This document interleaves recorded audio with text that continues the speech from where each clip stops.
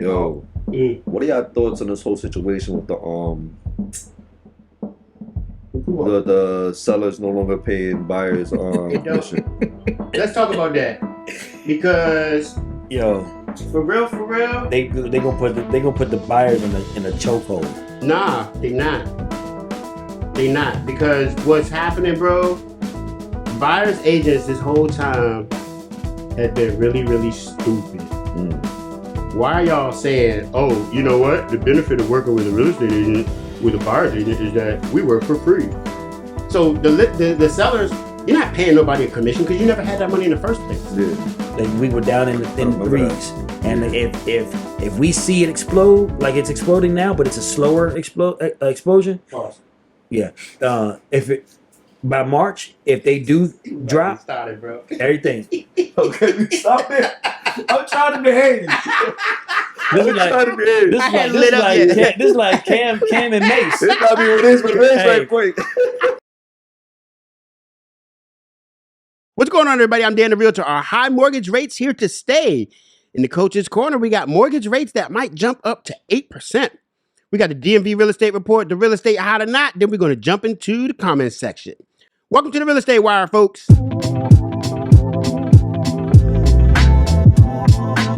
What's going on, everybody? I'm Dan the Realtor. Coach Marcus, what's up, y'all? Today we got a special guest, a familiar guest, the one, the only. What's good? Angelo Industrious. Yes, sir. Peace, guys. What's up, big dog? What's good, guys? Hey, well, I see you now. Hey, pull that mic a little bit closer to you, pause. Yeah, That's crazy, but just like put it like right here. Pull it that way. this way? Yep, it is. I got you. I'll pull it on the table. Keep going. Yeah, that's good. I'm gonna adjust. You good? All right. You good? Just want to make sure I don't have to crank it up too high. He said that's great. So what's good, man? It's good, How's guys. business, bro? I see you everywhere, man. Yo, business is good. Gotta be more creative nowadays, so I'm enjoying that right there. You're not thinking inside the box. You're outside the box all the way. Yeah. So you doing sales, or you still just running the straight store Sales now as assistant? well. Oh, you in sales now, bro? Yeah. You Yeah, here I now, had my bro? first you know he's listing and number one everything agent? ain't that, bro. Huh? I You had got my listings? listing and everything ain't that, yeah. Get into it. This man about to take over, bro. I'm about to go ahead and quit. I'm gonna go ahead and hang it up. I'm gonna go ahead and hang it up. Not at all. The streets is in trouble. But you know what I like in that too, though. What's like up? for many years, all the football heads will understand this. For many years, Brett Favre was the starting quarterback and would not do anything. He was out here trying to kill the game, and he was doing very well. But they drafted Aaron Rodgers, and when Aaron Rodgers finally got his chance, but he sat on the bench for a bunch of years, right? Yeah. But when he got his chance, he took off, and we know Aaron Rodgers to be, like Stephen A. say, that bad man in Green Bay, you know. But it's like that even for like Kobe. He got a chance to get in the game. It's like Tom Brady took Drew Bledsoe got hurt. Fat Joe. Curry. Yeah, Steph Curry. Think about Fat it. Joe. Yeah, Fat Joe was sitting there next to Big Pun. Remember? Then he took out Big Pun. No. Joe brought Big Pun in the game. Yeah, Well, Big Pun was the top. He was the face. He was the front man for real. Who Pun? Yeah. Joe stepped back though, because Joe was first, and Joey Cartagena and Joey Crack and all that stuff. He was that right? Yeah. He got a hip hop. Nah, So here's the thing. he found Pun, right? But Pun was the talent though. Right. Pun was the front face and everything. Yeah, that Pun was the attraction and everything. Yeah. He took a step back. My point is, he got cold here. My point is the fact that that you out here now. You're not just riding a motorcycle and doing showings. Yeah, He out here. it's crazy, bro. I'm actually about to sell a bike. About to hang it up. Yeah, about to pack man. it up. It's time to come home, bro. Yeah. It's time to come home, man. That must be either getting older, wiser, more mature, or Both. or you got a lady and the lady's like, Yeah, that's what it is. That's what it is. Who's the lady? That's not the one. Go ahead and drop the exclusive here on the Real Estate Wire. Who's the lady, man? Come on. Still a single brother. Still Oh, a yeah? single brother. Yeah. Okay, Focus to the okay. game. I do got a You haven't made a decision on all of them yet. He ain't feeling The the bachelor. Down the What's up with round as Tommy? well. Say, Tommy doing good. Tommy got a brother now named Debo. Yeah, he's Or it's another dog. Nah, That's it's his a dog. adopted brother. Yeah, Wait a adopted minute. brother. Tommy got a dog? Yeah, dog brother now. You didn't see Wait, I thought Tommy was a dog. No, Yeah. Tommy a cat. Oh. Tommy the neighborhood cat. Yeah, but now he got a adopted brother now. XL American bully named Debo. Really? Yeah. He's a stray too? Nah, that's my baby boy. Oh, okay. Yeah, that's my little man right there. But now they cool. So like if I'm walking Debo, Tommy walk right up and they'll look at each other. Debo would like mess with him, like jump around him, and then keep him walking. Yeah. And Tommy don't run. Tommy stay right there like, what's up? This is my block. Cats Tommy will like go in. that. I mean, if a dog catch you, you done. But the cat, they got the hands. Yeah. They Mayweather with it. He quick. Tommy got a crazy left. Hit you with them skibbity paps. Skibbity paps. Hit you with them skibbity paps. Skibbity pat. You be watching Tony Baker, the little Instagram? Yeah, man. Tony's stupid. Tony's stupid. Him and Kevin on stage, and there's some other ones. You hit him with the Kurt patch. Man, listen. What in the hemoglobin? Haberdashery, the hemoglobin. Yeah. Well, let's get into the first real estate topic, Yes, shall we, sir. gentlemen? You was talking about something interesting too, Angelo. I'm gonna circle back around on that. I think all of this is kind of tying in together, man. I think all of these things is happening. Stuff with the NAR, stuff with brokers getting sold, higher interest rates. I think people just coming after their bread, man, and everybody just coming after their bread. Fed is coming after their bread. It's hard times, bro. It's tough for the Federal Reserve. They strapping, huh? Yeah. Poor guys. So this article talks about That's crazy. Mortgage rates back on the rise, and that's getting a lot of attention from the press. You've probably been following the headlines and even seen recent headlines that interest rates have reached their highest level in over 2 decades, which they have over 2 decades, not over like 25 years since '95. Yeah, but not since like 1986. So what's that? 3 decades, 4 decades. 86. With 37. What's a decade? 10. 10. Yeah. 4. Yeah. Damn, I'm good at math. There you go. 4, 40. You feel me? There you go. PG County Round Education. up. There you go. Shout out to Shoe God. So, how are mortgage interest rates going to affect you? There's no denying that mortgage interest rates are higher right now than they've been in the recent years. And when rates went up, that affect the overall affordability of houses. So it works like this. The higher the rate, the more expensive it is to borrow the money when you're buying a home. And that's because when rates trend up, your monthly payment goes up, and so are the your future home loan also increases. One thing I think me and Marcus be talking about a lot, and I'm sure you're talking about this to your buyers, I'd like to hear your opinion. I really don't think it really matters. I think what we have been telling our clients and the Real Estate Wire Squad to focus on is not so much the interest rates. Because if you just sit here and pay attention to the headlines, you'll stagnate. And you'll think, oh, interest rates are too high, I'm going to wait. What you really want to focus on is getting in the game and just lowering your expectations and realizing, hey, you're not going to get an $800,000 house for $2,400 a month. Those days are over. Now, more so being realistic about the interest rates and shopping from how much you're trying to pay per month. Mm-hmm. Yeah. And see, that's something like with Coalition that from our consultations, we set that expectation right there in regards to like, don't focus on not even the price point or the interest rate, but more so what's your budget. Right. That's what we ask. Right. So we shop according to your budget. We don't shop according to what you get pre-approved for. So just because you get approved for 800, 900K, you might want to stay around the 500K. You know what I'm saying? That's your budget. So that's what we always look at. That monthly payment is the most important thing, what you're comfortable with. Yeah. So I agree with that. It's really good. I was reading something last week, and they were talking about the mindset. We talk about the mindset of the buyers is that, oh, the rates, going to come down, or the rates are low, or they were low, whatever. They're still stuck on these 3% interest rates. But the reality is where their mind is kind of stuck at. And I use that word loosely and respectfully, their mind is stuck in that 3% market. Their payment is actually about double now because the rate has doubled, right? So like if their payment is doubled, and because the rates have doubled, then it also decreases what they think that they can buy because the prices are going up. The price is not coming down. The price is going up. The rates are going up. Your payment's going up. But what's not moving as fast is your income. Yeah. Right. So you got to make sure that income is, all right, I can only use about half of it, right, to pay a mortgage and everything else. So I think people just really just got to look at it for what it is. It's still trending with the historical averages. We're a little bit above it now, but I mean, it's still a good time to buy. Like, find what you can find, get in and get your first one. Yeah. And then, manipulate that however you do in the right way to get your second and third one. I'm realizing too, for a couple of our buyers that we're working with right now, they're starting to realize, all right, boom, when rates was at the 2s, 3s, and 4s, They was like, nah, it's gonna drop lower, everything that. Then when it got to the fives, right, fives and a halves, they was like, nah, it's way too high. Nah, market about to crash. I'm gonna wait. Yeah. Right. Yo, bro, now we at 7.25. You still waiting? Yeah. So a lot of our buyers are actually learning from that mistake of like, yo, when I was waiting before, when we was telling you it's still a great time to buy, right? Look what happened. Yeah. So I'm seeing people starting to learn from that mistake of like not waiting, because the thing is, like you said, get your first one, get your foot in the door, get that first one. That's all it takes. Because what you could do with that, possibilities are limitless. You know what I'm saying? Right.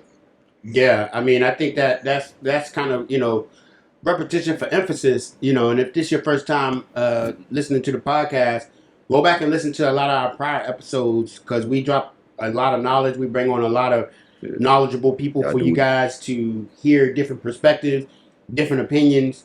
And there's a going trend, you know, with the people that we bring on. Angelo is a multi-million-dollar agent on y'all at $1 billion yet? Nah, not yet. Close hundreds of millions of dollars in transactions have flown through y'all team. Without a doubt. And, you know, it's not by accident. It's because we're in the trenches. Y'all in the trenches. Yeah. And I think if your only source of information is, you know, the mainstream media or your uncle, you know what I'm saying? Unless you got a rich uncle, but he bought this house in '86, you know, or you're holding a lottery ticket waiting for the real estate market to crash, you know, if it does crash, great. Then you're going to buy, right? Right. But there's going to be a lot of competition. So is everybody else. So that's bro. Another point I bring down too. So it's like, all right, people was like, oh, I should have bought in 2021, right? 2020, 2021, everything that. I'm like, yo, think about it. This house right now that doesn't have any offers on it, or maybe might have one offer on it, right? That's asked that the right amount, like that listing price is the right amount, everything that. Back in 2020, 2021, right? You have about 15 offers on this. Right. A lot of those were investors. A lot of those were cash offers. A lot of those were going 20, 30, 40K above asking price. Right. Some more. Yeah. A lot of those asking prices were way above approval. Everything was inflated. Right. So yeah, could have bought back then, but the likeliness of you getting the house that you actually wanted was not likely. You was more so getting the house that you could get, pretty much, or it was kind of left over, because remember, inventory was still low as well. Bro, inventory been low. I one thing I would like to propose to the one, if I'm not opposed to saying, look, I'm gonna wait till it's blood in the streets. I mean, it's blood in the streets right now. Yeah. But euphemistically speaking, right? Yeah.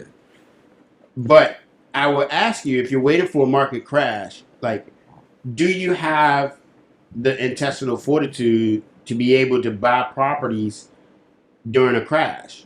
Yeah. I came in real estate during a crash. I came in like right after the crash, 2011, 2012, Right. when it was blood in the streets and everybody was just buying up stuff. Yeah. But the properties weren't sexy. They didn't look good. It was the leftover. It was a bunch of foreclosures and stuff like that. I think a lot of people waiting for that wave to come back. It's a different wave that's coming now. Yeah. Right. But do you have the foresight to be able to buy a house that's not super sexy, that's not updated, that's not brand new? Because that's what a crash looks like. It looks like ugly, beat up houses. People's about to get foreclosed on, so they spray painted the whole joint. They poured out all the copper. You know what I'm saying? They busted out all the windows and boarded it up. If that's what you're waiting for, then good. I applaud you. And I want to prepare you. That's what it looks like if it crashes. It looks like bedlam. It's very scary. Yeah. But you know, if that happens, because I actually walked in homes that with some of my buyers that were, you know, and I don't even know, I can't remember why I was going to visit properties with some of my buyers. Go get it, bro. I love that. You hungry, I bro? love that. I can't remember why I was there, but I remember walking in some of the properties, and sometimes we'd have a home inspector or whatever, and he would walk in in front of us, and he would be like, he'd step in, he'd be like, oh no, we can't go in here because of the smell. Yeah. And there would be black mold, and there would be different things that you would smell as soon as you hit the door, right? Or there was a couple of houses that we walked into, like squatters obviously were living in there. The utilities snatched out, appliances snatched out, holes in the walls and things like that. But here's the thing. The people that are waiting to buy, and if let's say the market does end up with a lot of inventory that looks just like what I described and what you described, the people that are going to be able to take advantage of that, most part, are investors. And your People already first have time their buyer, properties. people that have their properties that got them now, right? Yep. That the equity built on them because they're going to be able to pull that equity and have disposable cash to go ahead and grab that. Yep. Now there'll be a small pool of buyers that will be able to to have the appetite or intestinal fortitude to be able to look at that property that is a freaking wreck and say, let me do a renovation loan on this one because I can rebuild it. You know, I can redo it and get it the way I want it. Most of them not going to want to do that. But investor, they see the long term. Oh, I can grab 20% and do what I got to do. Not only do they not want to do that, but a lot of them have the resources. For sure. The resources or the knowledge to actually do those type of things. And your greatest resource that has happened in return on your investment in the last 3 years has been the equity that's been accrued since buying in 2020, 21, or whatever. Yeah. And you're looking at what 20% increase over the last 3 years, and also your resources as far as like your team, like so you have a good contractor that you can call to go look at this property, like to give you an estimate quickly so that you can submit an offer. You know what's funny? That's part of like the secret sauce of coalition right there. Good contractors. Not even good contractors, but we're a one-stop shop. Oh yeah, for sure. So if you need contractors, electricians, anything down to dog walkers, we got everything for you. Right? Dog walkers. Yeah, down to dog walkers. We got everything for you. For all, ask any of our clients, whatever they need, even well after they purchase, we're still there. We're connected with them. You know what I'm saying? Mm-hmm. And like even with some of our shows, it's funny. Like we'll see a house. All right, you rated a 6 because right now you're trying to figure out what's the renovations cost would be for it. All right, cool. Let's go back out to this property tomorrow with a contractor because we have a good solid 5-6 contractors that we've used multiple times for our deals that can give you great estimates that are legit, let you know what's going on. That's why a lot of our first-time home buyers, right, within a year or two, are now investors. Because they had that knowledge and they had those resources to have those right contractors, get the great estimates, everything that they had the confidence to purchase that first home, do it the right way because they're being guided by us and everything like that.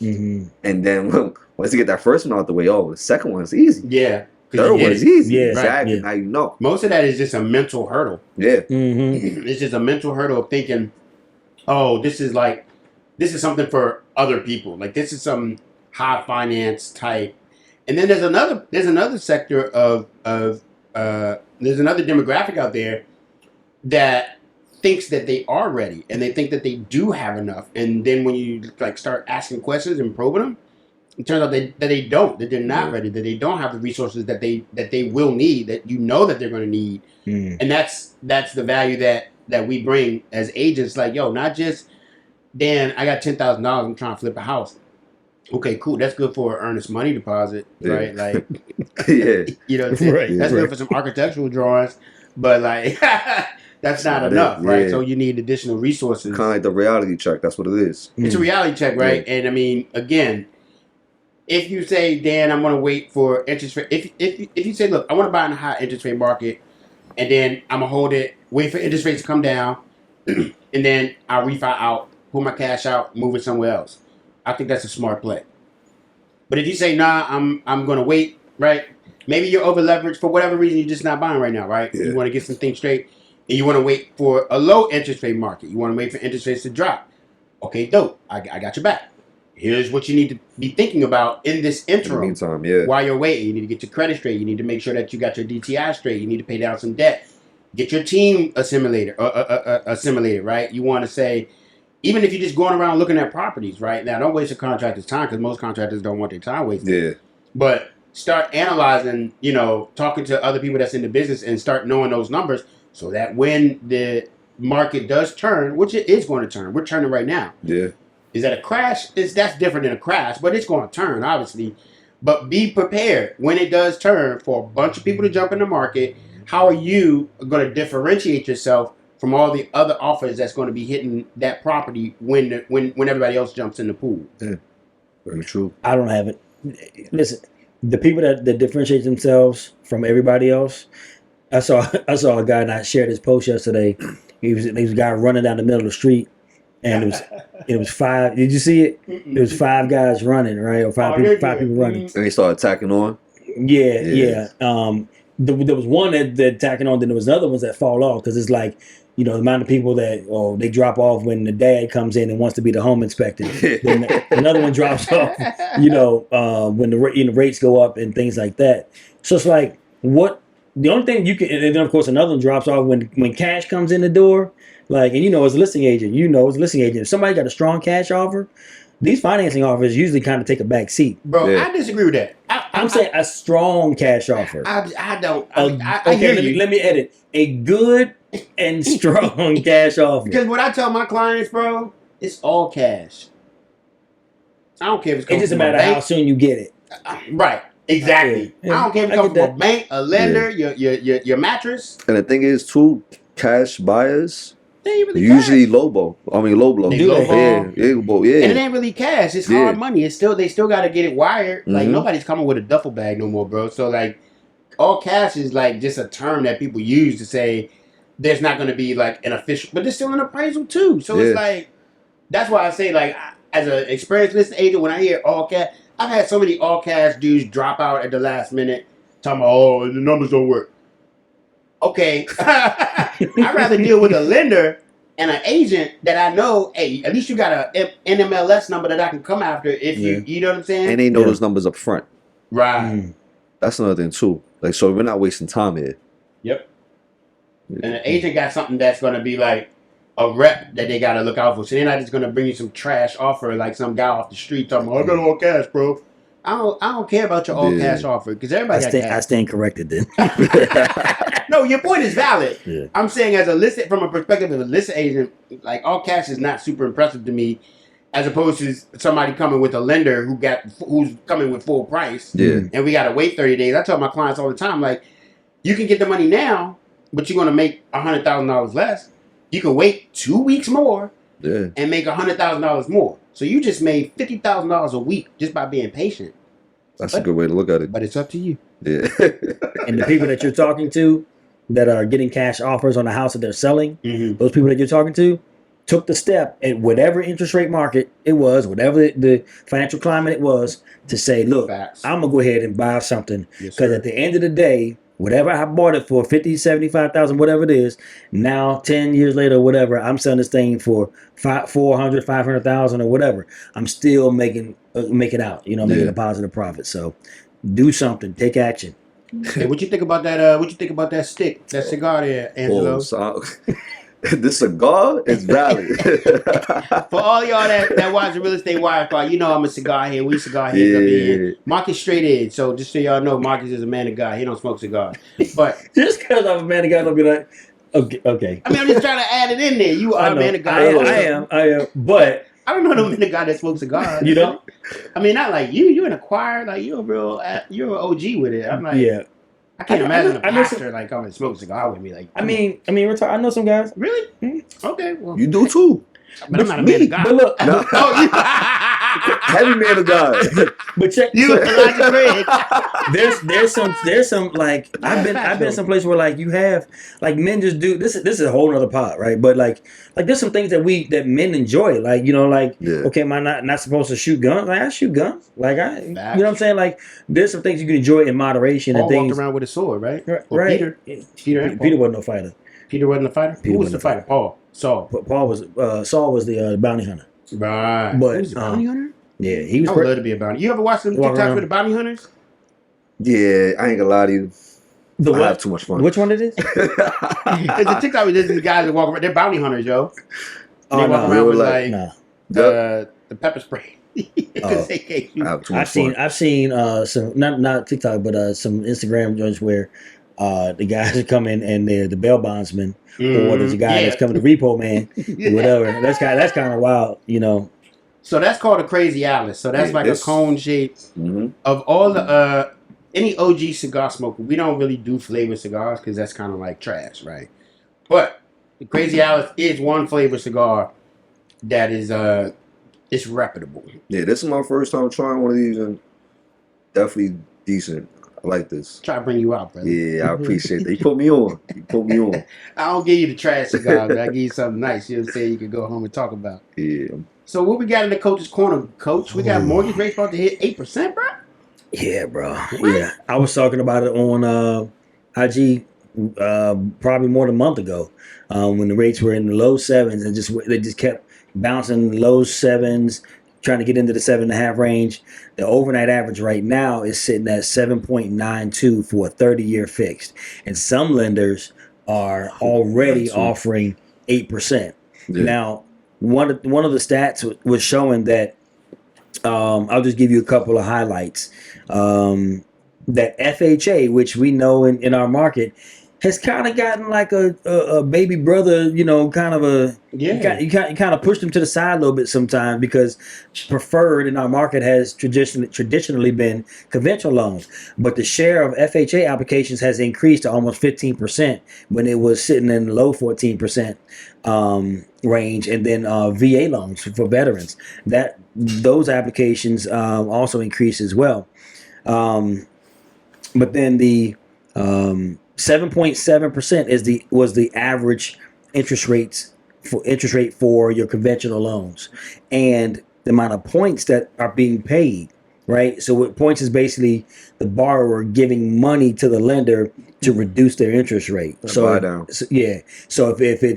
if it's regularly 8%, let's just say regular 8% with no points, you give them 1 point, which is equivalent to 1% of their loan amount. And if your loan amount is $400,000, then 1% is $4,000. So that means you're giving the lender $4,000 extra on top of your down payment and closing costs to take that 8% rate, drive it down to, let's say, 7.75. Whatever that $4,000 buys you at that day, because the price varies, that's what those points are.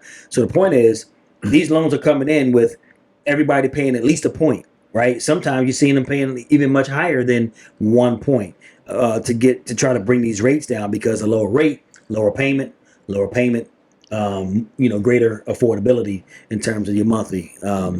So I'm going to say that any borrower that's looking right now in this current environment, you're going to have a higher rate. You're going to have to pay some points.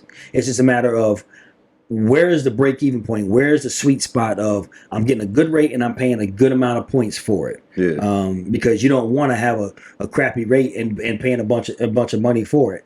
And I have some other thoughts about that I'll share at a later date in terms of how you do it and do it very well. But that's the game, how it's been played right now. So to combat that, that's why it's very important about who you work with. Sure. It's very important about who you work with. Because a knowledgeable agent, experienced agent, would definitely know the importance of pretty much seller's help. Because a lot of times that's what we use. You use the seller's help to use towards buy down. Yeah. Right? Yeah. And pretty much seller's help is, what's the best way to describe seller's help? It's pretty much, I'm just going to use numbers. So say if it's 100K, right? We ask for 100, it's 100K the listing price. We ask for 3% seller's help, right? That's 3K back in your pocket, right? That's $3,000 less that the buyer has to bring to the table. That's $3,000 that a buyer can use towards buy down. Correct. You know what I'm saying? Yeah. And think about it. That is using that same example with for every 1% you put down, right? It's you take off a quarter of the interest rate, right? Say about that works. So that 1,000 right there could bring you down by 0.75. Right. Right. So that's very, very important. So that's something we've been really preach to our clients, especially getting caught up in the numbers. So again, it's using the same example of 100K, right? Say the property's 100K, client's like, hey, listen, I only want to offer them 90. That 10K less is only going to change your monthly payment by $50, $60 the most.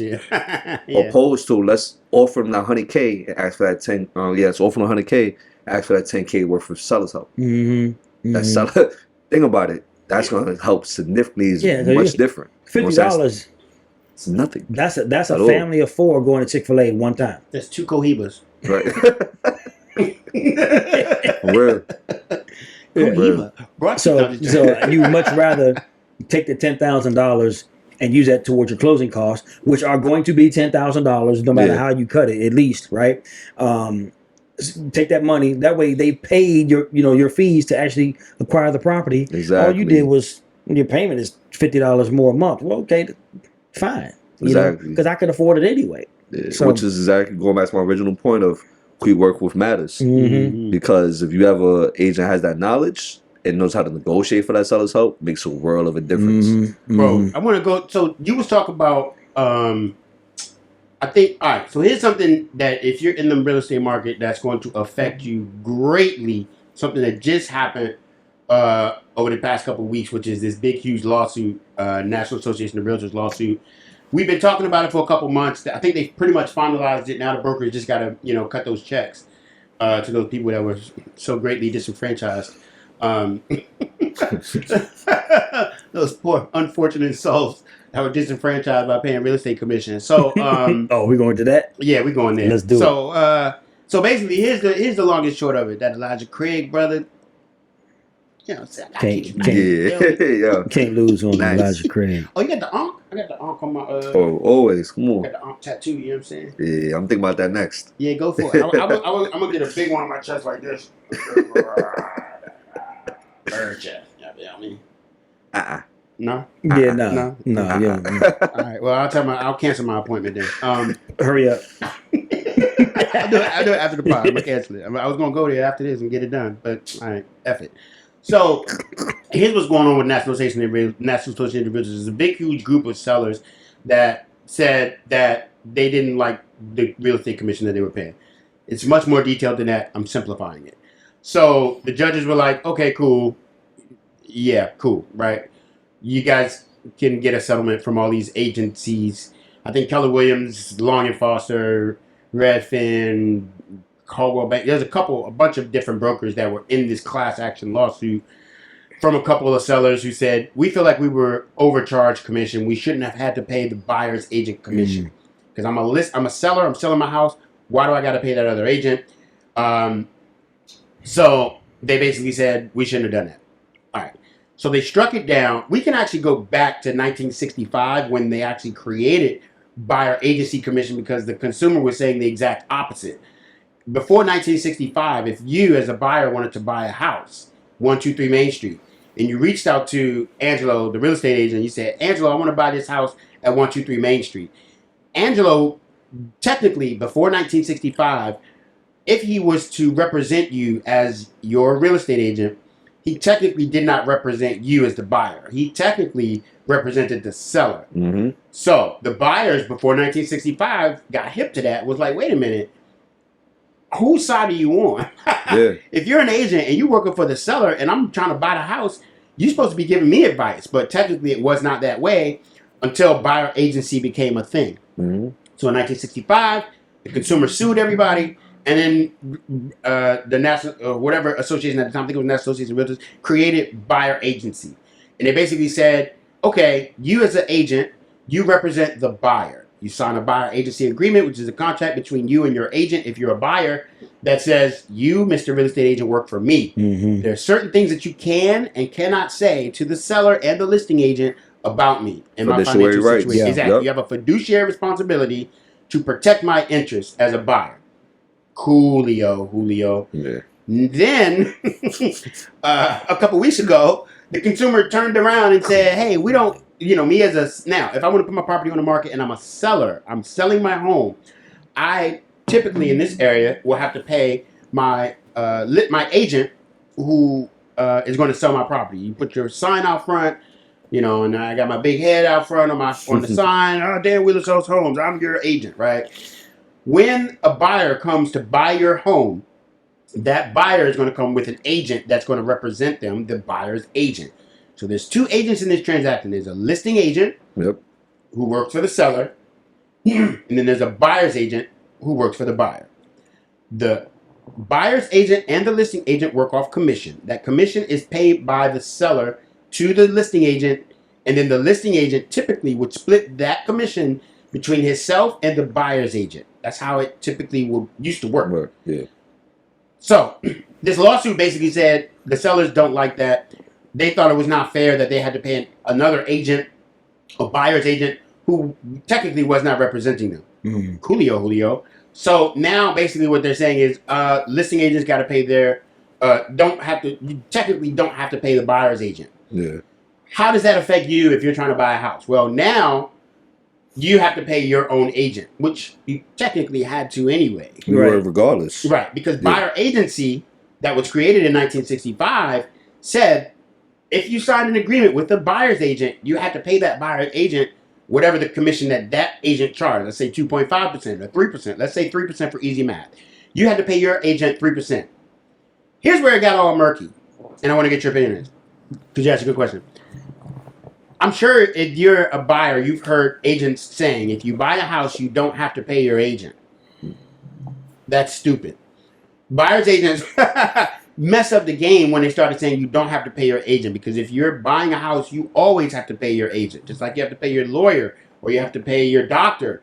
Nobody works for free. You always have to pay for a service unless you're going to, do it yourself, which you can do that too, and then you don't have to pay anybody. Yeah. But if you're using an agent, you have to pay your agent, and now that's changed a little bit. Yeah. What effect do you think that's going to have on buyers? Cool. So, honestly speaking, I think it's kind of like framing. So it's the way that you put it, right? So there was a lot of confusion. I'm like, even when I first heard, I'm like, does this mean that they have to come up with additional 3% on top of the 3% they have to put down on the property, right? On top of the 3% that for closing costs, right? But that's not it whatsoever, right? So one, I feel like for the buyer, I don't know. For the buyer, I feel like it's going to be, depending on your agent and how they word it, it might be very confusing or discouraging, because like you got to bring more money to the table, right? But again, like you said, in reality, that's not even the situation, right? So it's just pretty much what's negotiated. We was talking about before in regards to, like, even if you're going to, depending on appraisal, of course, right? If you're going to offer over to compensate the agent as well. So for the buyer, it's very, very, very interesting. I'm not too sure. Like, I'm really interested to see how this works. What are your thoughts? Because you have more time in the game and way more experience. So, I mean, go ahead and say what you said earlier. To me, 99% of the thing. Who's gonna put the cape on and come save the day? This is my answer. Who's gonna come save the day, bro? This is my answer for 99% of every problem that anybody ever has. Y'all create them and we fix them. It don't matter. 99% of the problems that it don't matter, because long story short, all right. So let's put it this way, for easy math, right? Okay. Let's say your house is, let's say easy math, $100,000. That's easy for people like me. $100,000 sales price, and let's say you as a homeowner want to pay a 6% commission to your agent. Yeah. That agent typically, listen to my wording, National Association of Realtors, that agent typically will charge you 6%, right? That 6% is split 3 and 3 between the buyer's agent and the seller's agent and the listing agent. So that's $3,000 to the buyer, $3,000 to the listing agent. Yeah. Right? You can pay your mortgage. Now what they're saying is, I only want to pay the listing agent 3%. Okay, cool, right? You pay $3,000, and then the buyer's agent has to find that $3,000. Maybe the buyer has to pay $3,000 to their agent. So there's still $3,000 that has to come out of the buyer's pocket, $3,000 that has to come from the seller. So that's still $6,000 that we're talking about. So now what the buyer is going to say is, all right, well, I'm just going to offer you $103,000, right? And then I'll take that $3,000 from the $100,000 and pay my buyer's agent, right? Well, now the listing agent is going to say, well, I need to get paid too. So I'm just going to put your list price at $106,000, right? Because I need to get my 3%, right? So I get my $3,000, and then the buyer's agent just countered that $100,000 at $103,000, right? So now the buyer's going to get $3,000, and then you, Mr. Seller, still going to get your $100,000. Yeah. There's no difference in what just happened and what was happening, because every single time anybody's ever listed a property, they've always added their commission to the sales price. Yeah. It's always in there. So essentially what you've done is really nothing, because you just moved the $6,000 from one line to another line. Because you, as a homeowner, you never had that $100,000 in the first place. That $100,000 was nothing. It was just bricks and cement and grass seed and wood and framing and electrical wires. And but drywall. It's not, and drywall, right? Yeah. And dirty socks. It hasn't been materialized yet. So you didn't really pay your agent $6,000. Yeah. You felt like you did because you got $94,000 when you saw the ticket price was $100,000. I'm talking about taxes and all that stuff. I'm just saying for easy math. Yeah. And you look and say, "Oh man, I just paid $6,000 to you. You didn't even do anything," but you never had that money in the first place. Yeah. So the real question is, who brought the money to the table? Yeah, the buyer. The buyer. The buyer. So the buyer brought the $100,000. So let's erase all the agents out of the equation. Yeah. You get $94,000 for your property. Okay, cool. We inflated the price to $6,000 so that the agents can get paid for their time, for their work, for their marketing, for their open houses, for their time, for their knowledge, for their expertise, which is invaluable, for positioning your property the right way, for helping you not price your house at $2 million when it's only worth $100,000, right? So what you're paying for is guidance, is expertise. Just like when you file your taxes, you're not paying your guy to file taxes. You're paying your guy for the advice that he's giving you. Because you can just go to TurboTax. That's a great way to put it. It's a great way to put it. Right? So I could pay TurboTax $30. Yeah, but you just paid $20,000 extras in taxes that you didn't have to pay because all you had to do was file as an S corp. But you didn't know that, right? Because you didn't talk to a tax professional. You just did it yourself, which is cool. It's America, right? You can do whatever you want to do. Point is, how is this going to affect the buyers? I don't think it's going to affect the buyers much at all because, like Marcus was saying, I strongly believe that the lender is just going to bail everybody out. They're going to create some type of gap coverage that's going to pay for the commission for the buyer's agent. Or if you're a buyer, you're just going to say, hey, especially if you're a savvy buyer's agent, you're going to say, hey, John, listing agent, is it okay if I negotiate my commission inside the list price, add a couple $1,000s to the list price and take that back as the commission? Yeah. Yeah, sure. As long as the seller nets the same amount, like who cares, right? Because the buyer is still funding the deal and still bringing the money to the table, irrespective of where it is on the alter statement on the HUD 1.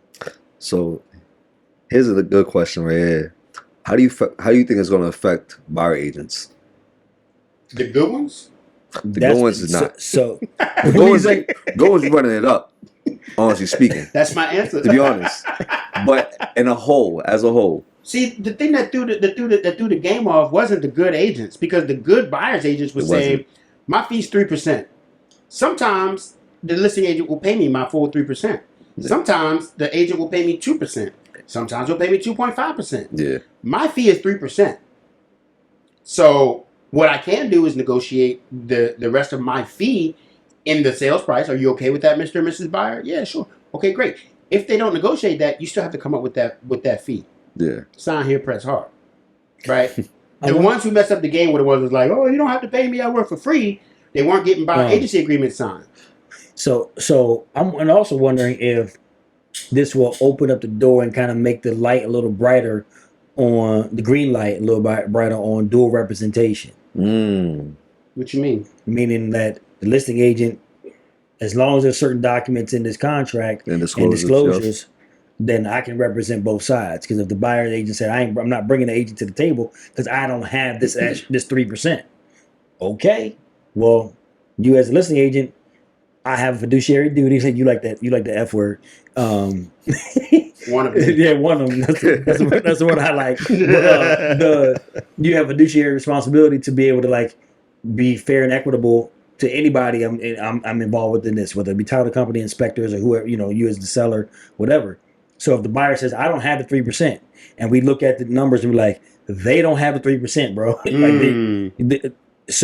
Okay, now you got to represent both sides, right? You have to help them. Who you mean the buyer agent got to sit out the deal now? You saying? I'm saying they don't have the 3% to pay a buyer's agent, so not even coming to you as a listing agent with their agent. They're coming straight to you. They coming straight to the lender. Coming straight to you as a listing agent. Yeah, and they're getting financed through a lender, and then just going straight to the listing agent. Yes. So they walk into an open house. If a buyer wants to do that and not be represented, or unless they try to get dual representation. That's what I'm saying.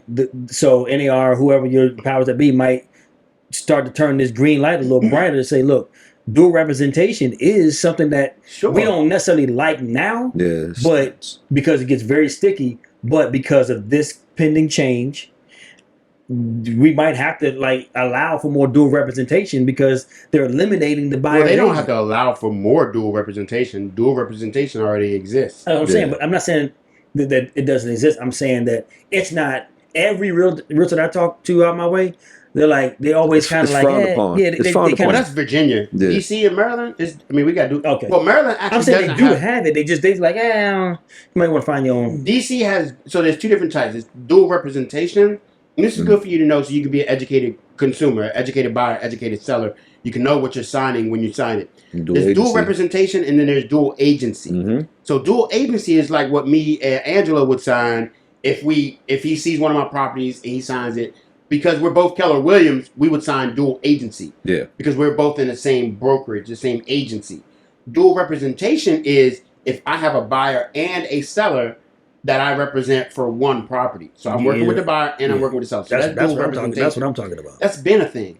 I know. I don't think that's going to increase or decrease. Okay. I don't think it's going to, because think about it. A buyer, a brand new home buyer, they typically aren't going to have the savvy to jump and have a conversation with a listing agent. Typically. Not a detailed one.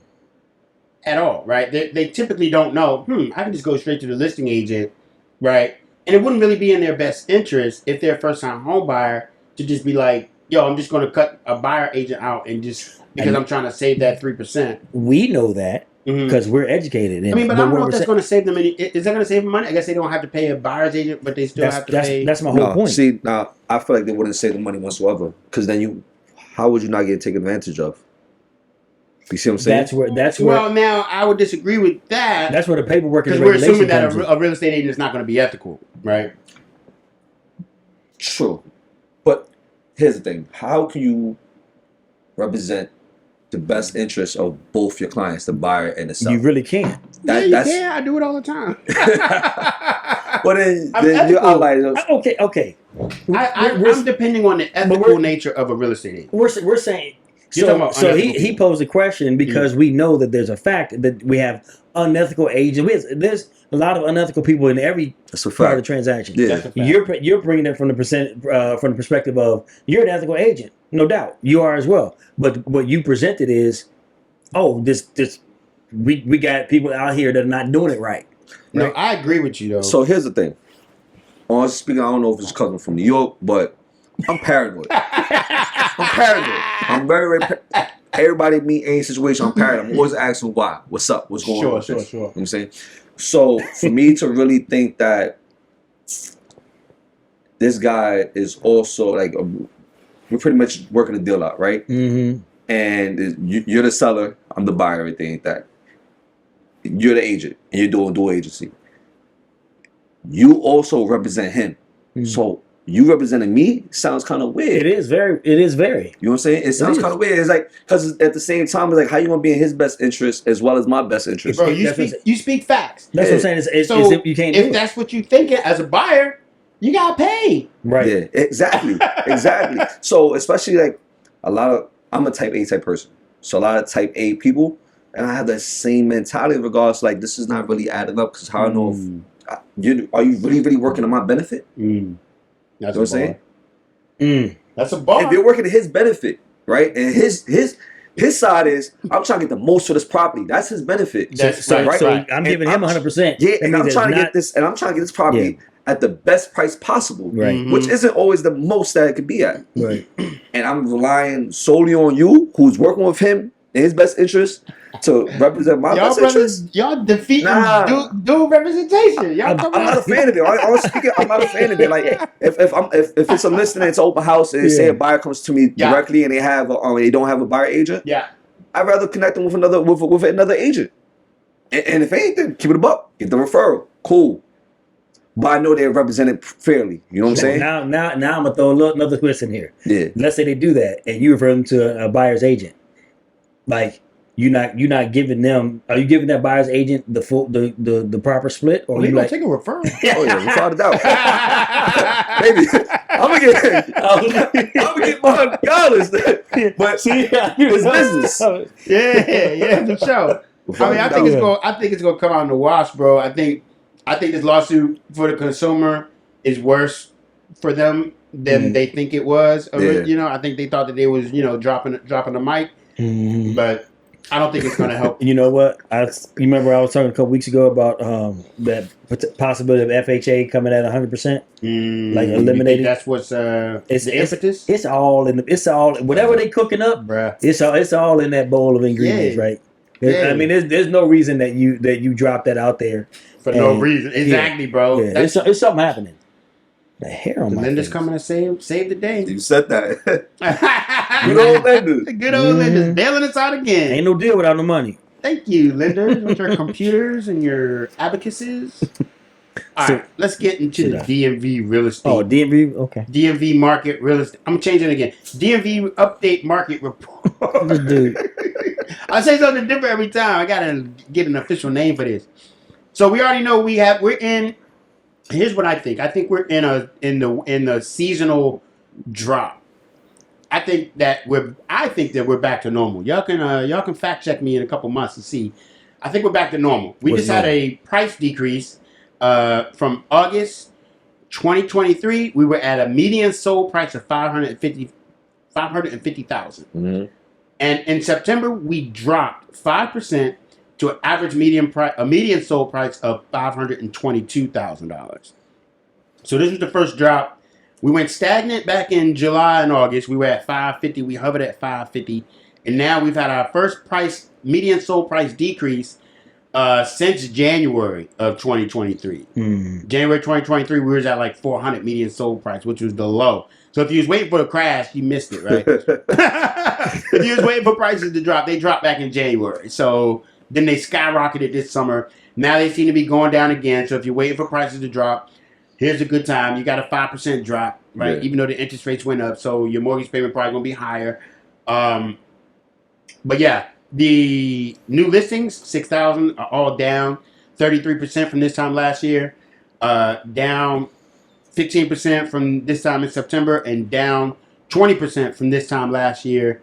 From September 2022. Also down August last month. Also down. The pendings are down and the new listings are down. The median sold price is down. But the median sold price is still up from this time last year. Yeah. So year over year, the prices are still increasing. Month over month, the micro, they're going down a little bit. And so, I think it's a seasonal thing. I think because we typically have like that seasonal drop, right? Yeah. August, September, everybody go on vacation. That fourth quarter, everybody get cold, So if you're a buyer, this is the time for you to get a deal during the when it get cold. You put your coat on, run out there in the snow. Do you get a lot of you get more activity kind of like during the summer or like during the winters? That's a great question. I feel like typically people would think it would be during the summertime, but really during the winter. And during the winter is because, again, there's less buyers in the market. So more savvy buyers. And the thing is, we're very, very big on education. Mm-hmm. Like, we're very, very big on education. So we're always continuously educating our buyer clients and everything like that. Right? If they say, "Oh, listen, we want to wait for next year," perfect. Do that. That means we have an entire year continue to educate you. Mm-hmm. So during that fourth quarter, during those colder months, everything that when some buyers who have less education, everything or who are prioritizing other things like, I just want to be home for the holidays. I know the holidays coming up, so I'm gonna spend a whole bunch of bread. For those who are more disciplined and who are really more focused, they're jumping at it. They ready. We've been preparing them. Yep. Prepared them for this time. So like, this is honestly speaking, like you guys asked when I first came in, how's business? Business is good. Business is good because it's our time. You know what I'm saying? Those buyers have been working for a little bit that weren't ready during that summertime. Oh, it's time now. Yep. Come on. There's a principle of sowing and reaping. Yeah. And there's like what you sown. Sown is not just strategically putting one seed in and covering it up, letting sunlight, water. Like sowing, you're throwing out handfuls of seed, right? And you are strategic in it, but like you're giving it out in mass amounts, basically. But then when it gets the proper sunlight, proper water, proper environment, whatever, now you come in the fall and you have a harvest.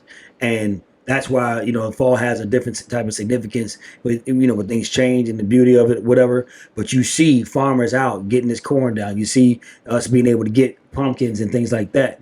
And now what you see is like all that y'all do throughout the spring with the client appreciation events and the seminars and all the things that you do. Continuing education, everything. I mean, that's the sowing and while you're doing it, people are, and they're about 60% ready anyway, but it takes a little bit more because everything that they need to execute is already inside of them, right? So in order for there to be a corn stalk, like the corn kernel already has everything inside that it needs to be able to become that stalk, right? Yeah. So the people already had what they needed inside. It just took them some time for somebody to sow them in the right situation. You do it in coalition, you do it with your business, and now when the fall comes, those 12 listings or whatever, you had closing yesterday, you closing last week, these people are getting ready to get up out and get inventory, so that frees you up so that next year you can chill in the wintertime. Next year you get to sowing again, and then you reap next fall. And it's difficult in this market because there's a lot of conditions that go against what we just organically try to do. Not to mention we're the good guys in the business, so to speak, right? But then the bad guys are the media and just fear in itself and misinformation and the miseducation, whatever. It's just like we got to go against that all the time, but still keep sowing. Yeah, keep going. So when you said that you're on the listing side and you're and the buyer side, man, like I say it again, you're flowers, bro, because I'm proud of you, because I've seen over the last 3-4 years that what you've been doing. So appreciate that, God. Appreciate that. It's a bar, bro. Yeah. So if you're listening or iTunes, that's a bar, bro. This brother preaching. Make sure to like, subscribe, and share. If you're listening on iTunes, leave a comment below and tell us if you think it's whack, if you think it's dope. We ain't whack. I mean, but if you think it's whack, then you probably whack. So leave your whack comment. But also, I want to hit, like, I ain't gonna lie to you, I love reading the comments. Like, say you send me a funny post and everything like that, I'm gonna watch the post, but right in the comments. Comments, bro. Right? Yeah. Especially controversial things, I love to see other people's perspectives. So you gotta bring your perspective as well. Wait till you see this comment we got. Right. So yo, if y'all feel the same way, I really want to hear what you got to say. Like, really read those comments, and is there something we could discuss later on? You know what I'm saying? For sure. Yeah. All right, now let's get into the real estate hot or not. You forgot? Oh, man, you slacking, bro. You slacking. You slacking, bro. Listen, I didn't forget, but I love reminders. Remember? I did not forget. I love reminders. Can I use that? Of course. All right, I'm gonna put a footnote in it. Yeah. Let's get into the real estate hot or not.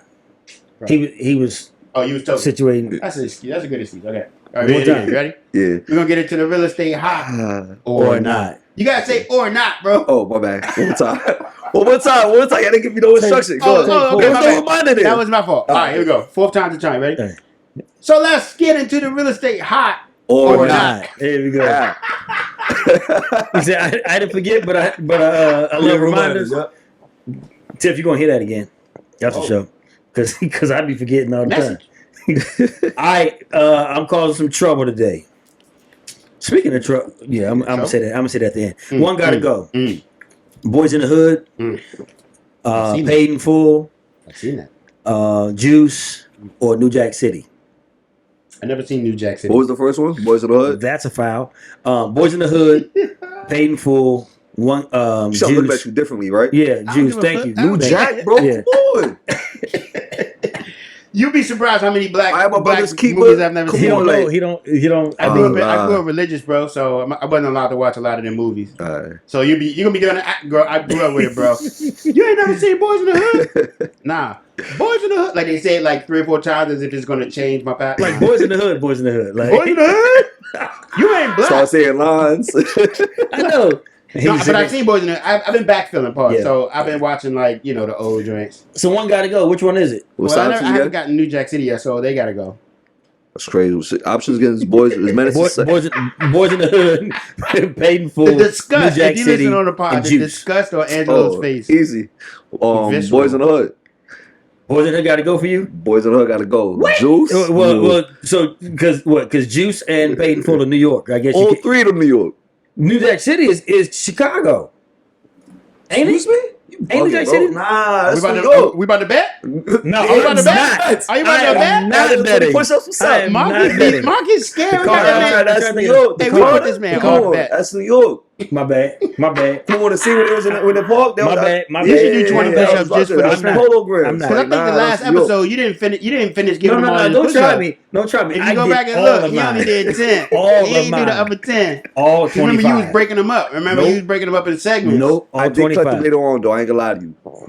He was in consultation. He My did? man got it down. Okay. Consultation. Okay. He Yeah, good. yeah, He good. okay. He good. Okay. Chicago was crazy though. Shout to shot, but still. I'm confusing it with something. I'm just thinking of something else, but my bad. You say New Jack City got to go Why you because you ain't never picking seen it. Hey, what you feel about when people point at you, bro? Like, My bad. no, I'm not. It's not you. It's just like I just realized like that really made me feel some kind of way. Like, You know what it is? It depends on proximity. Oh, It means proximity. For You sure, point for across the room, that's cool. I don't care about okay, that. yeah. Too Too close, close? it's You different. can, Yeah. like, whoa, Too what's different. up? I might have to let Paid in Full go. I don't know why, but Y'all kill him. You know what? yeah, I'm going to step on out.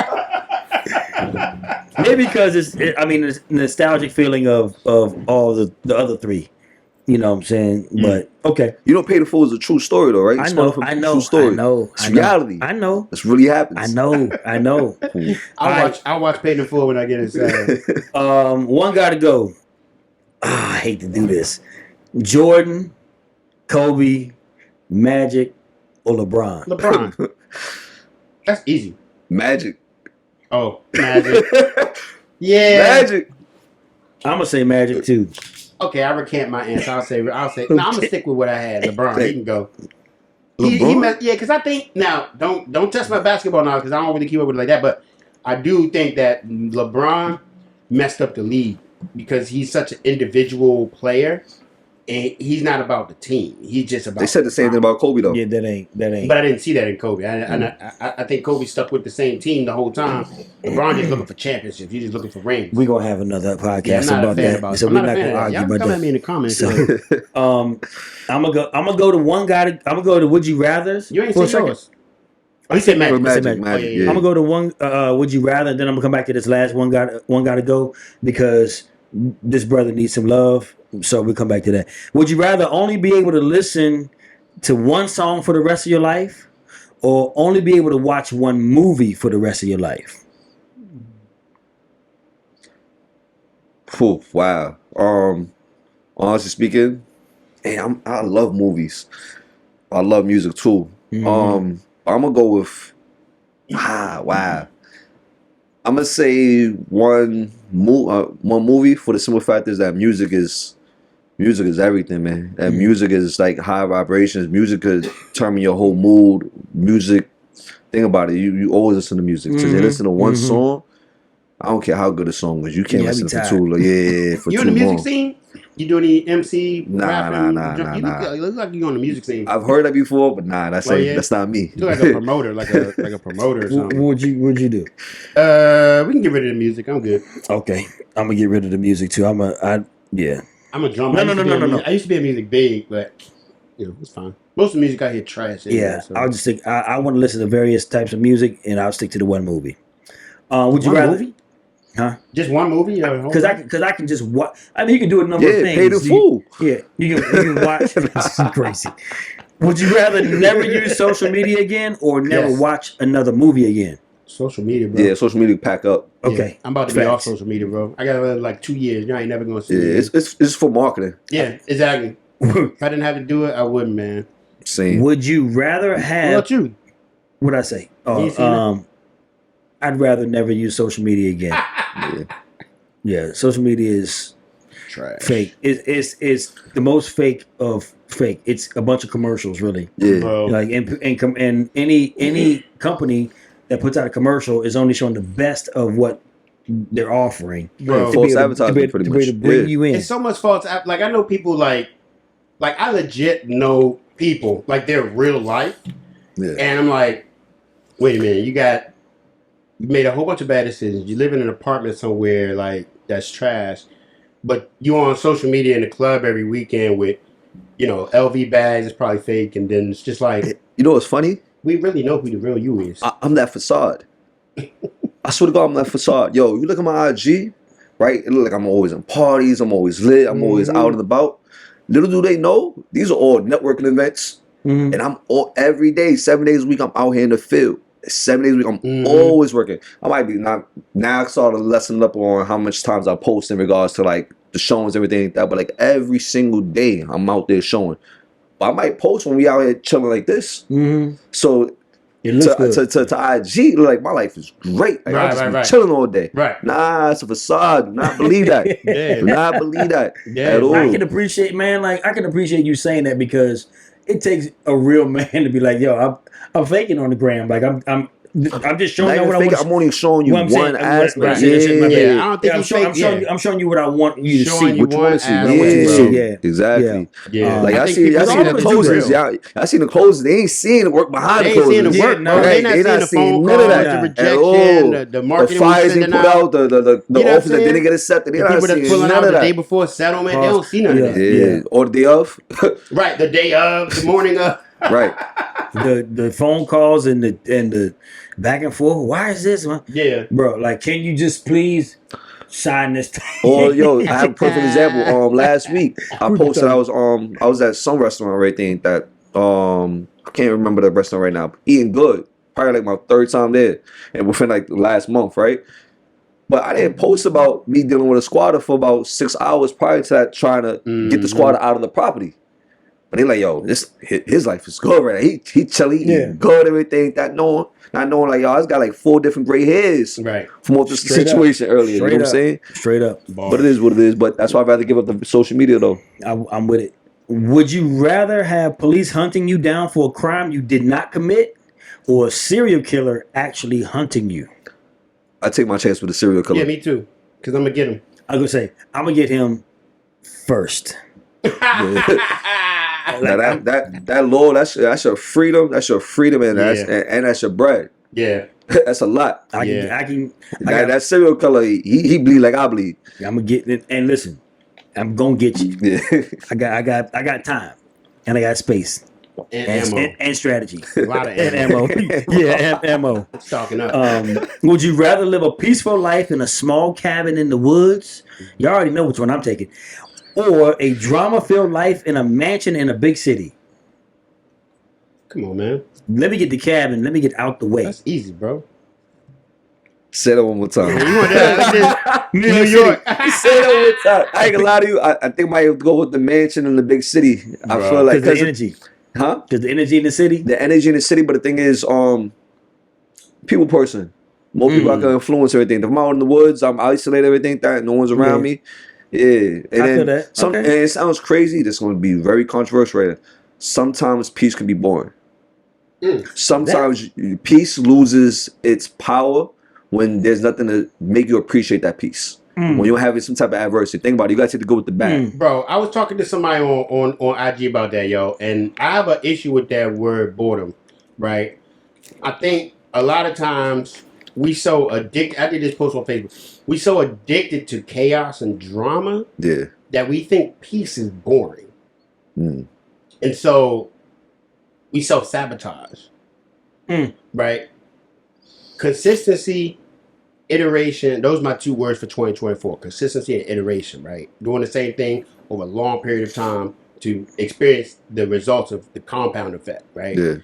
And I think a lot of times people confuse excitement, right? We especially with social media, we addicted to dopamine. We just need a dopamine hit. We want to open up the Instagram and see that little red button so we can see how many people liked our stuff and how many people jumping in our DMs because we taking pictures of our BBLs and all that stuff.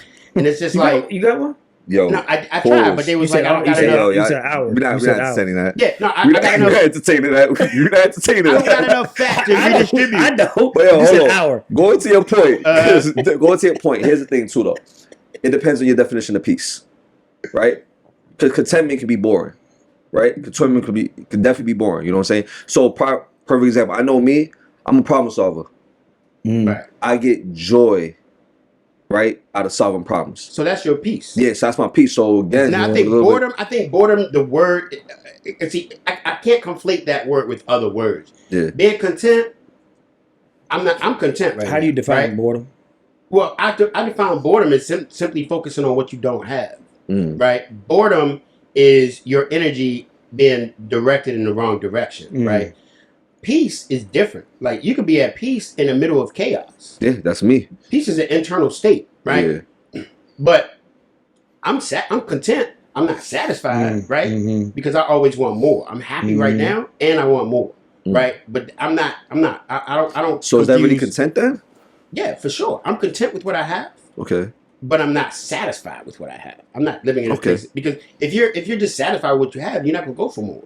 You're satisfied. Like I get that. When so you think about when you eat and you're hungry, your hunger is satiated, but you're not hungry no more. So it's like pretty much you love where you at, but you also know that you deserve. You also know there's more, so you're also going for that as well, right? But you still enjoying level you at. That's peace. I love that. I don't confuse that with boredom because boredom to me is a dangerous word. Yeah. Right. If you're bored, there's a problem. There's something wrong with you. I haven't been bored in years. I haven't been bored, bro. I got a wife. I got kids. I'm not bored, bro. Yeah. The people that I know that's out there clubbing and partying, I think they're bored. Like to me, because you could be in a club, you know, and you got your pictures and you showed everybody that you're partying, and then after that 60 seconds, what you doing? On your phone, looking for another dopamine hit, right? When it's nothing but chaos and people dancing and stuff. No, actually, people don't even dance at the club no more. They just take pictures of IG and be on their phone. I really hate that. Because they're looking for a dopamine hit. So there is no cure for boredom except dopamine. You're trying to get an internal chemical fix as opposed to experiencing life, right, where the true satisfaction is interacting with people, having a family that loves you, right, having friends that actually love you, going out and experiencing life. Instead of just looking for dopamine hits. Oh, I'm looking for alcohol. I'm looking for drugs. I'm looking for, likes on Instagram and this and that. That to me is the most boring, unfulfilling life that you could ever have if all your fulfillment comes from external validation. Yeah.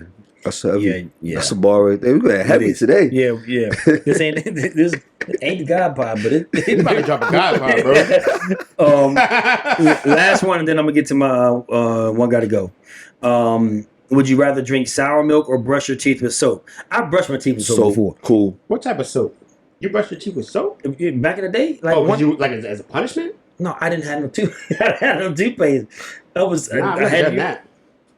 I would have went to the store. I'm sorry, bro, but I would have went to the store. I guess you're doing bad right there. With water, anything. You don't need soap. You can't. That's not brushing your teeth. That actually is brushing your teeth. It doesn't do anything. Do you know why you're brushing your teeth, bro? Yeah, to get the plaque off, to get all that. So soap, toothpaste, it makes it easier. But that's not saying necessary. But that's like saying that you took a shower and you didn't use soap. You didn't. Exactly. You didn't. But no, you did.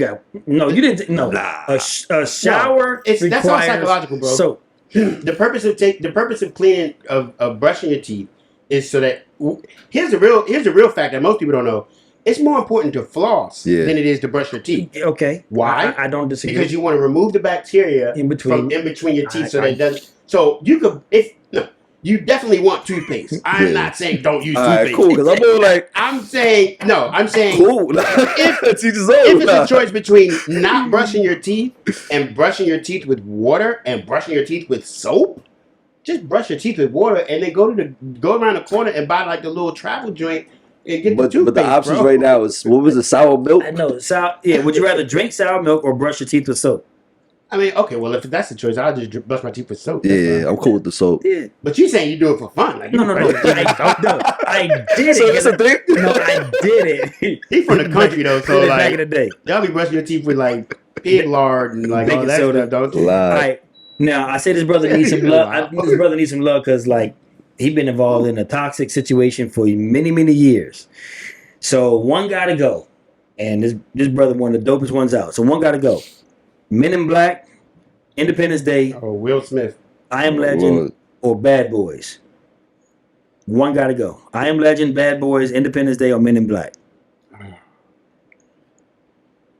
Men in Black was dropping some jewels. Jewels, bro. They were dropping some knowledge. I ain't gonna lie, I'll probably go with Independence Day. And we can all agree that Bad Boys is not eligible to come off this list. No, that's not eligible. I guess, I Am Legend was basically like the prelude to COVID, so I gotta That's a fact. That's a fact. Because he was the one that created that joint, right? Yeah. He created it. I guess. What was the other one? Independence Day. I guess I gotta go. Yeah. That's a banger though. Yeah, it is. It's That's fire. tough. It was a hard choice. What are you saying? I've probably been in black. The scientific part of it bothers me a little bit. Like it's just kind of weird. But That's crazy to say right now. Aliens living amongst us and everything, like that, right? I know. Mm-hmm. But Independence Day. I mean, Independence Day was so fire to me though. It is. That was one of like his first. His first that one was that his like first really joint after really he did the gay joint. So yeah, that's it. That's all I got for one you guy didn't to see go. that Bro. movie. Nah. He had to get broken. Was that the one he was a golf caddy? He was It was something, oh, but they had to break him so that he could sign up to the Illuminati, and then they You keep that video. Yeah. Keep that movie out. You want to go down a rabbit hole? No. Okay. We'll say the topic. Comment I like a section, rabbit so we hole. can get rock. Let's go down a rabbit hole. Rabbit hole? Nah. Comment section. Yeah. We'll leave that on the B side. His Illuminati induction. This boy. That was it? This dude. Yeah, that's the last one. Let's get into the comment section. So this comment section, I'm gonna leave it light, but it was basically about what do you call those? The houses that are being built, cement houses that are being built by robots. Yeah, 3D houses. 3D houses, 3D printing of houses. This is what we thought. Yeah, that's why I'm bringing it up. I appreciate it. You feel me? Thank you. Appreciate it. So basically. So basically, one of the comments, it was a 3D printing. They're printing 3D houses as we speak, right? They got like 100 house community that they're building right now in Texas, and a couple other places. There's a couple companies that's getting big off of like printing, these 3D houses, 3D homes. I think they're going to make houses way more affordable, right? Because we have a shortage of inventory. And then there was a comment here that said that because somebody was talking about there's a labor crisis and this is going to help people buy houses, and so the comment was basically like he said, this is from Boo, BOO, I guess it's like Boo. Yeah. Okay. No. I didn't see you there. Halloween around the corner. Halloween. Yeah. Why not? This is Go for it. Yeah. He's stupid. So he said, I feel like this technology is good. He said, I like this technology, but are these houses being sold/rented for less as he's saving money on expenses, or does he just pocket all of the profits? Break that down to me.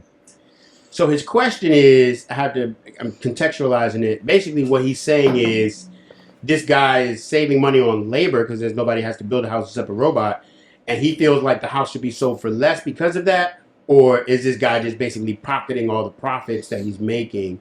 He feels like he shouldn't be profiting from his business. Well, to play devil's advocate on that one, that money right there could go towards the technology to actually build one. You know what I'm saying? Towards labor, towards material and things. Because think about it, like that's very interesting. Like a 3D printer of a home. Like how do you not have it? So what they do is they get the plans and they put them in the computer or whatever and bring all the machinery out, and they back up cement trucks. And they have this huge hopper. Let's say the hopper is the size of this building, and they dump cement in, and then that they dump it into this hopper, and the hopper goes around its grid, and they build the walls, and then they build, and they just keep going around until it gets to be like the proper height of a house, right? So it does the rooms and the walls, and everything is just kind of like continuous, and it's just all cement. The whole house is cement, right? Yeah. So you don't need a bunch of wood and the carpenters. So there's no studs, there's nothing like that? Nah. Maybe some rebar. Wow. And I think there's probably evolving technology that says, okay, you can somehow put walls up, bring put a track on the floor and kind of build a wall and then slide it in so that like it looks like a real wooden wall or sheetrock or whatever, so you can hang pictures up. I don't know, but I do know that you don't need. I mean, this one hopper is dumping cement in, and that's the only person building a house. So you only need what, $100,000 to spend on the equipment to come and build it. You need whatever amount of money for the materials of concrete to build it, So I personally think that this gentleman building a house, he's going to build a house that's consistent with what's in the neighborhood for his comps, right? Okay. With the amount of labor that it takes, and I think it reduces your workforce. So the difference between what that is and what he sells it for, that's his margin, right? He pockets probably more money. Yet I think that person that's building the house may not have to charge as much because he doesn't have as many other people to pay to make his numbers. Yeah. So that's why, and I think that's why they're only doing it in pockets. Like, developer buys 10 acres and builds 10 houses instead of buying 1,000 acres and committing to doing this, at a much larger scale. But that man he has a legit business. Like, for me, I'm like, stay out of his pockets. That's a good way to put it. Honestly speaking. Yeah. Because you're still buying something of value. So it shouldn't really matter how much he's eating off of it if you're still getting a good product. You know what I'm saying? Yeah. Pay your mortgage and keep it moving. Buy the house, pay your mortgage, keep it moving. Yeah, I agree, brother. And I do like the concept of the 3D house though. Dude, I love it, man. I think it's dope. I mean, we talking about housing. I think people like this gentleman complain about pretty much everything, right? Boo. Mr. Boo complain about everything, right? It's like he's one of the type of people he's complaining because there's not enough houses, right? Yeah. Well, why there's not enough houses? Because there's not enough building. There's not enough people building homes, right? Because there's a labor shortage, right? Because people would rather work one place than another place, but you can't pay people enough because there's not enough margins because of material, right? Yeah. So you gotta. He's worried about the wrong thing. Worried about the wrong thing. To me, this looks like. I mean, capitalism. I'm a capitalist. I'm not gonna hide the ball here. I love capitalism. Capitalism is the worst financial system next to all the other ones. All the other terrible financial systems, right? It's the best of the worst? No, it's the best of the worst. They're all terrible. The lesser evil. It's the less of all the evils, right? You could hope for a socialist society and go to Venezuela or go to, communist China or, go to any of these other communist countries that basically collapse every single time because of human greed, right? There's one person at the top that's able to distribute all the goods and services to everybody else. There's always some dictator that takes over in communism, right? Yeah. And capitalism, to me, is one of the best of the worst because it, at the very least, allows for innovation and prosperity. I mean, if you think about this country, the poorest people in this country are still way better off than the poorest people in any other country. True. Our poor people, right? Like, they got a social network, a social net that they could, at any point, walk into a homeless shelter. They can jump on Social Security. They can get Medicaid. And you don't got to make a dime. It's not assistance, yeah. I got a bunch of people in my buildings right now. It's like, they ain't paying nothing. They get SNAP. They get EBT. They get DC housing voucher. And they just be chilling all day. It's a great social net for them. And yes, I provide housing to those people. So yes, I make money off of it because I'm taking the risk, right? And socialism kind of does a different thing. I think that providing housing for people at a mass scale where we can reduce the cost ultimately is going to reduce the individual cost of a house. So that's great for you if you're one of the people complaining that there's no housing, the houses is unaffordable. Well, what do you think is going to relieve the unaffordability of homes? Yeah. More inventory. So this is a solution to a problem that I think we got in this country that honestly is not going anywhere, bro. It's going to proliferate. There's going to be more of this type of stuff. So you can't, I don't think you can fight progress. I think you lose when you try to fight progress. Like that. Yeah, that's good. It's a really good point. Well, thank you guys so much. Thanks, Angelo, for jumping on the pod, I appreciate bro. you guys for having me. Dropping value, man. Bringing value everywhere you go, bro. You bring value, man. I appreciate that, guy. Real talk. You're an inspiration to me, bro. I appreciate that. It's likewise. Like, again, I look to your brothers, especially for advice and whatnot, because your expertise and just your experience. You know what I'm saying? And there's so much value to that. And I love, again, there is no holding water. There's no gatekeeping everything. That you just always trying to put forth. So it's like my obligation to do the exact same thing. So I appreciate y'all for leading by example. Yeah. Indeed, brother. Indeed, brother. Everybody listening, please like, subscribe, and share. We are going for 100,000 subscribers on YouTube. So If you're watching this and you have not subscribed, stop stealing our content, yo. hit a subscribe and hit a like on there. If you're watching it, like it. If you're listening on the pod, iTunes, Spotify, leave a comment. It helps us with the algorithm to spread this information, and share this podcast with anybody that you might think is dope. Because if you think it's dope, they probably gonna think it's dope too. Where can they find you at, Angelo? IG at real estate A. That's real_estate.a. Love it. Where can they find you at, Coach? IG Fields Mortgage Group and IG Mortgage Coach Marcus. And I am Dan Wheeler Sells Homes on all platforms. Thank you guys so much for jumping on and tuning in. For all of us here at the Real Estate Wire podcast, we are out. Peace. Yes, sir. I'm not gonna say it. No, it's not. What was you gonna say? Solid. Gotta sign off. Gas to sign off. Yeah. That's a bar, bro.